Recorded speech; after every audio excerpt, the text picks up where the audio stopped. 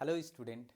आज हम लोग एक बहुत ही इम्पॉर्टेंट सवाल डायनामिक्स का, बीएससी मैथमेटिक्स में जो डायनामिक्स है उसका एक बहुत ही इम्पॉर्टेंट सवाल और बहुत ही इंटरेस्टिंग सवाल, आप लोगों को बहुत अच्छा लगेगा ये सवाल को मतलब देख करके, इसलिए वीडियो में बने रहिए, बहुत अच्छा लगेगा और क्वेश्चन बहुत इंटरेस्टिंग है।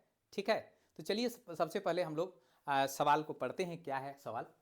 सवाल है कि a heavy uniform chain of length 12, ठीक है, हैंग्स ओवर ए स्मॉथ, नहीं क्या लिखा है, हैंग्स ओवर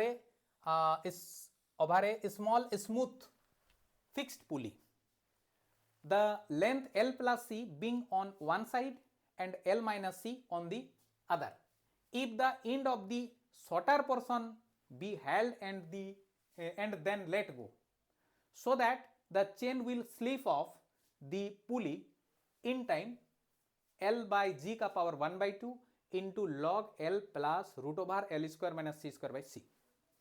ठीक है, मतलब क्वेश्चन ये है कि एक पुली है, ठीक है, पुली है माने एक चक्का जिसमें रस्सी फंसा के हम लोग क्या करते हैं, कुआं से पानी निकालते हैं। ठीक है, उस पुली में एक हेवी यूनिफॉर्म चेन मतलब है। ठीक है, और उसका वो जो चेन है, चेन का लेंथ जो है वो 12 है। ठीक है, और एक तरफ L प्लस सी है, दूसरे तरफ L माइनस सी है। मतलब देखो इसीलिए फिगर को हम इस प्रकार से बनाए, एक तरफ हम L माइनस एक्स मान लिए, दूसरी तरफ L प्लस एक्स मान लिए। ठीक है, शुरुआती में एक तरफ है L माइनस सी, दूसरे तरफ है L प्लस सी। उसके बाद क्या कर रहे हैं, ये जो पकड़ के रखे हैं हम, नहीं तो फिर इधर तो ज्यादा भारी होगा ना, इधर का लेंथ ज्यादा है और हेवी यूनिफॉर्म चेन है, मतलब भारी वाला चेन है, तो फिर इधर जिधर का माने वेट ज्यादा होगा उधर गिर जाएगा, इसलिए इसको पकड़ के रखा गया। कितना इधर x माइनस सी, एल माइनस सी और इधर L प्लस सी करके लेंथ करके उसको रखा गया। ठीक है, अच्छा, उसके बाद इसको छोड़ दिया गया है ना, उसके बाद छोड़ दिया गया। तो जब छोड़ दिए तो ये जो पूरा चेन इस चक्का से मतलब ये पुली से गिर जाएगा, स्लिप ऑफ जो हो जाएगा इन टाइम, ये प्रूव करना है, मतलब इतना समय लगेगा इसको गिरने में। ठीक है, यही सवाल है। तो चलिए हम लोग क्या करेंगे, ये चूंकि एक हैवी यूनिफॉर्म चेन है तो इसका मास होगा, तो उसका मास पर यूनिट लेंथ को हमने स्मॉल m मान लिया। ठीक है, तो ये जो चेन है, चेन के एक यूनिट लेंथ का मास हमने स्मॉल m मान लिया। चलिए ठीक है, और मान लेते हैं कि किसी समय t पर है ना, ये इधर का लेंथ L माइनस एक्स है, इधर अगर L माइनस एक्स है तो उधर L प्लस एक्स होगा ना, क्योंकि पूरा लेंथ 12 है, इधर का लेंथ और उधर का लेंथ को ऐड करने से हमारा 12 आना चाहिए। ठीक है, इसीलिए हमने यहां पर लिखा कि let m be the mass per unit length of the chain, और फिर लिखा कि let after an interval of time t a length x be descending down. ठीक है, x नीचे आ रहा है एक समय t के बाद, मैंने यहां जो पकड़ के रखे हैं इक्विलिब्रियम में रखे हैं, मतलब पकड़ के रखे हैं, फिर जब छोड़ रहे हैं तो t समय में जो छोड़ रहे हैं, जब छोड़ दे रहे हैं, छोड़ने के बाद किसी समय t पर ये लेंथ हो गया L माइनस एक्स और ये लेंथ हो गया L प्लस एक्स। ठीक है, तो इसीलिए यहां पर बोला गया let after an interval of time t a length x be descending down the pulley, hence at the same time, उसी समय सेम टाइम में the length x is ascending on the other side. एक तरफ बढ़ेगा x, एक तरफ घटेगा x, तो एक तरफ बढ़ेगा। चलिए अब जो इक्वेशन ऑफ मोशन क्या होते हैं, mass into multiplied by acceleration, तो किसके बराबर होता है, मास एक्सिलरेशन के साथ अगर मल्टीप्लाई कर देते हैं तो हमारा फोर्स मिलता है। तो इधर क्या होगा, ये एक यूनिट लेंथ का मास कितना है, स्मॉल m है। ठीक है ना, एक मिनट, एक यूनिट लेंथ का मास कितना है, स्मॉल m है।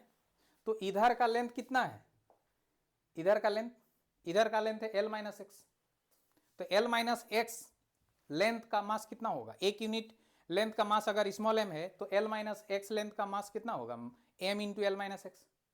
ठीक है, और इंटू एक्सिलरेशन मतलब d2x बाई dt स्क्वायर, तो हो गया फोर्स। तो ये देखिए m into L minus x, मतलब ये हो गया मास इंटू एक्सिलरेशन मतलब फोर्स। तो इधर कितना फोर्स लग रहा है, इधर एक मिनट, इधर कितना फोर्स लग रहा है इधर, ठीक है, तो इसमें कितना तो फोर्स लग रहा है। एक तो इस चेन जो है, चेन का वेट के चलते नीचे की ओर जो फोर्स लगेगा मास इंटू जी, ठीक है, और ऊपर तरफ लगेगा टेंशन, ठीक है।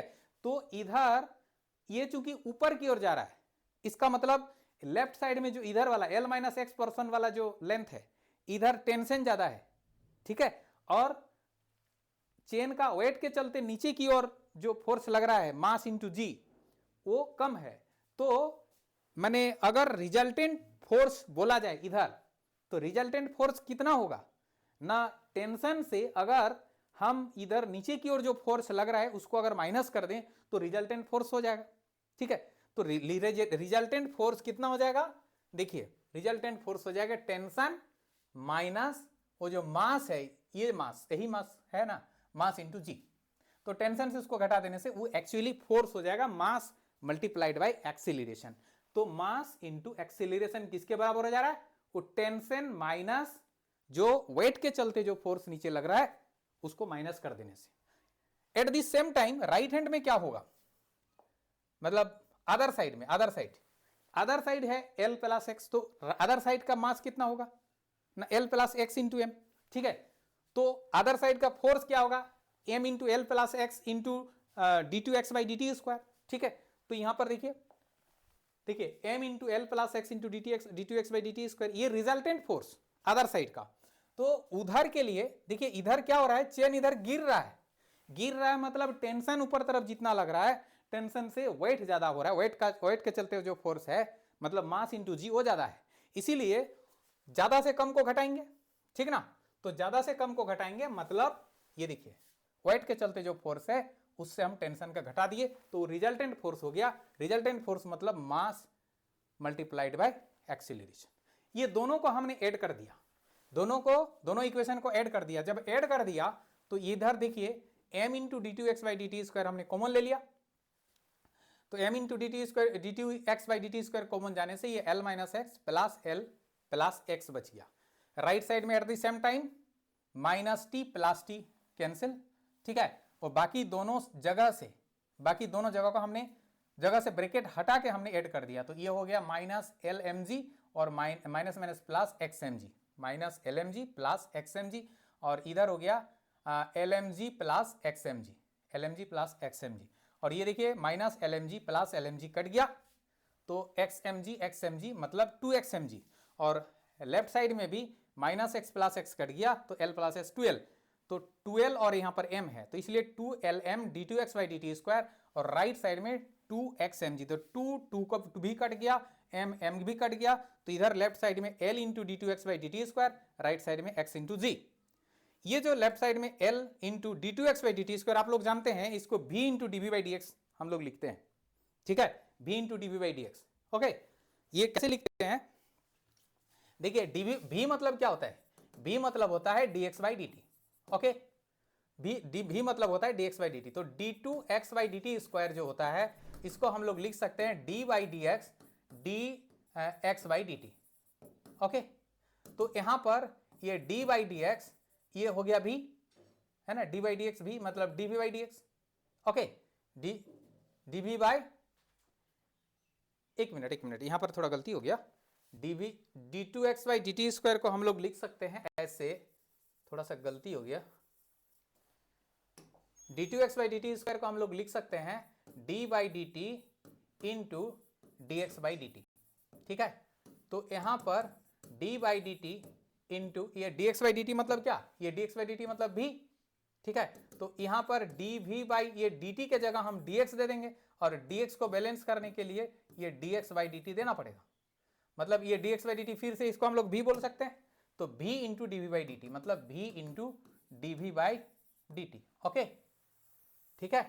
तो d two x by d t square को हम लोग v into dv by d t लिख सकते हैं, तो ये जो l है, l के जगह l, और d two x by d t square को v into dv by d x is equal to x g, ठीक।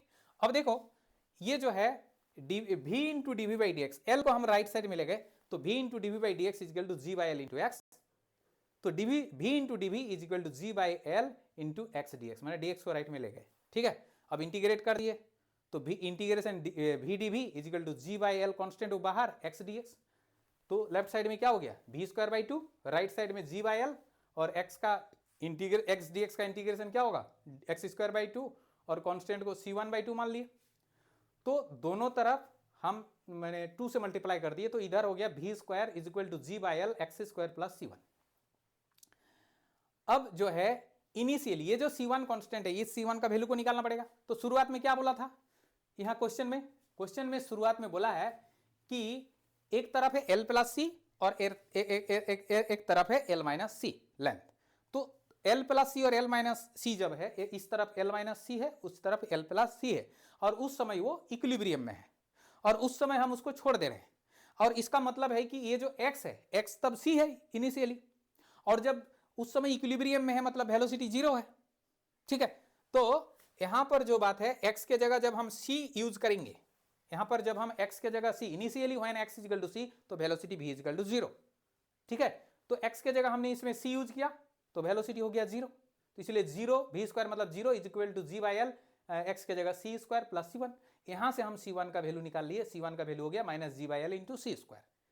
ये जो C1 है, ये C1 का वैल्यू को इसमें पुट कर देंगे, v square is equal to तब g by l x square plus C1 का value minus g by l c square. ये देखिए, ठीक है, तो v का वैल्यू क्या हो जाएगा, v square is equal to इतना हुआ तो v is equal to root over इतना हो जाएगा, plus minus root over, plus minus root over. लेकिन हम यहां पर क्या ले रहे हैं, हम ले रहे हैं प्लस। क्यों, क्योंकि ये पॉजिटिव साइन इसलिए ले रहे हैं because x increasing with respect to time. दूसरे तरफ जो है ना, जो गिर रहा है, गिरने वाला चीज हमको निकालना है ना, तो जब गिर रहा है तो x बढ़ रहा है, तो x बढ़ने का चलते हम लोग dx बाई dt को, मैंने वेलोसिटी को हमने क्या लिया पॉजिटिव। ठीक है, अब ये dt को हमने राइट तरफ, ये dx के तरफ सारे को ले आए, g बाई एल को dx की तरफ ले आए तो l बाई जी हो गया रूट ओवर, है ना, और इसको ले आए तो dx बाई इतना हो गया, और dt को राइट में ले गए तो इंटीग्रेटिंग कर लिया, तो integration dt is equal to हो गया इतना। ठीक है, root over l by g constant बाहर, तो इसका इंटीग्रेशन हो गया। अब ये होता है एक फॉर्मूला, ये देखिए root integration dx by root over x square minus a square equal to log x plus root over x square minus a square by a होता है। तो वही वाला फॉर्मूला से ये integration dx by root over x square minus c square का log x plus root over x square minus c square divided by c हुआ। ठीक है, ये हो गया। ओके, यहां पर एक चीज हमारा मिस्टेक हो गया, एक कांस्टेंट यहां पर होगा, ठीक ना, यहां पर एक कांस्टेंट होगा। ओके, प्लस मान लीजिए कि एक कांस्टेंट के, ठीक, इसके साथ एक कांस्टेंट, इंटीग्रेशन के बाद एक कांस्टेंट देना पड़ता है। ओके, अब देखो जब हम लोग मतलब ये करेंगे, क्या बोलते हैं, इनिशियली जब हम लोग जाएंगे तो इनिशियली टाइम का वैल्यू जीरो और एक्स का वैल्यू है सी। ठीक है, इनिशियली यहां पर हम लोग जाएंगे इनिशियली, ठीक है, थोड़ा सा लिखने में मेरा ये मिस्टेक हो गया। Initially when x is equal to c, initially जब हम सी में ही ना पकड़े हुए हैं, मतलब x माइनस सी, एक्स एल माइनस सी और एल प्लस सी, इनिशियली क्या है, एक तरफ एल माइनस सी है, एक तरफ एल प्लस सी है। तो मतलब हम लोग जो यहां पर मान के चल रहे थे, एक तरफ x minus x L minus x और एक तरफ एल प्लस एक्स, तो c का वैल्यू, x का वैल्यू क्या है c है, तो इनिशियली एक तरफ क्या है l माइनस सी, एक तरफ l प्लस सी है। ठीक है, तो ये जो है, हाँ, when x is equal to c, मतलब इनिशियली बात कर रहे हैं, तो टाइम का वैल्यू हो जाएगा जीरो। ठीक है ना, टाइम का वैल्यू हो जाएगा जीरो, और टाइम का वैल्यू अगर जीरो हो गया और x का वैल्यू c हो गया, तो यहाँ टाइम, इसमें देखिए जीरो इज इक्वल टू हो जाएगा क्या, रूट ओवर एल बाई जी, है ना, लॉग, ये देखिए x प्लस x मतलब हो गया c plus root over x मतलब c, c square minus c square, तो ये जीरो हो गया, डिवाइडेड बाई c, मतलब यहाँ आ जाएगा क्या, zero is equal to root over l by g log c by c होगा, मतलब लॉग वन का वैल्यू जीरो हो जाता है। अच्छा, फिर प्लस कांस्टेंट के, तो लॉग वन का वैल्यू जीरो हो जाएगा, मतलब zero is equal to zero plus k, मतलब हो गया k का वैल्यू जीरो, और k का वैल्यू अगर जीरो हो गया तो फिर हमारा यही t इज इक्वल टू यही वाला इक्वेशन बनेगा। ठीक ना, इसीलिए हमारा t का वैल्यू जो बनेगा, है ना, therefore t is equal to, therefore जो t इज इक्वल टू बनेगा वो root over l by g log x plus root over x square minus c square divided by c, क्योंकि के का वैल्यू 0 हो गया। ठीक है, तो हमको क्या करना है कि पूरा चेन गिरने में कितना समय लग रहा है यही हमको निकालना है। तो पूरा चेन गिरने मतलब क्या, पूरा चेन एक तरफ देखो 12 है ना, 12 है तो एक तरफ एल है एक तरफ एल है 12, तो वो पूरा 12 को गिरने में कितना समय लगेगा, मतलब 12 को गिरने में मतलब एक तरफ एल, एल को गिरने में, 12 को गिरने में मतलब एक तरफ तो एल है ही और दूसरी तरफ भी एल है। ठीक है, तो एल तरफ तो एक आया ही है, दूसरा तरफ का एल वाला लेंथ इधर आ जाएगा तो गिर जाएगा। तो मतलब एक्स का वैल्यू जो एक्स का वैल्यू जब एल हो जाएगा, एक्स का वैल्यू जब एल हो जाएगा तो टाइम का वैल्यू क्या होगा, तब पूरा गिर जाएगा। तो यही एक्स के जगह हमने जब एल, देखिए when the string is slipped off, तब क्या हो जाएगा x is equal to l, then the chain will slip off the pulley in time, कितना टाइम पे गिर जाएगा ना, वही इसमें जो x है ना, इसमें जो जहां जहां पर x है वहां पर हम क्या बैठा देंगे, वहां पर बैठा देंगे l, क्योंकि पूरा गिर जाएगा। तो इसीलिए हो गया रूट ओवर एल बाई जी तो था लॉग, और ये देखिए x के जगह हमने l बैठा दिया, फिर एक्स स्क्वायर मतलब l square minus c square by c. ठीक है, तो इतना टाइम लगेगा उसको गिरने में। ठीक है, अगर वीडियो पसंद आया तो आप लोग जरूर लाइक कमेंट शेयर कीजिए। ठीक है, अगर फेसबुक में देख रहे हैं तो पेज को फॉलो कीजिए। ठीक है, अगर यूट्यूब में देख रहे हैं तो ज़रूर मेरा चैनल को सब्सक्राइब कीजिए इस टाइप का वीडियो पाने के लिए। धन्यवाद।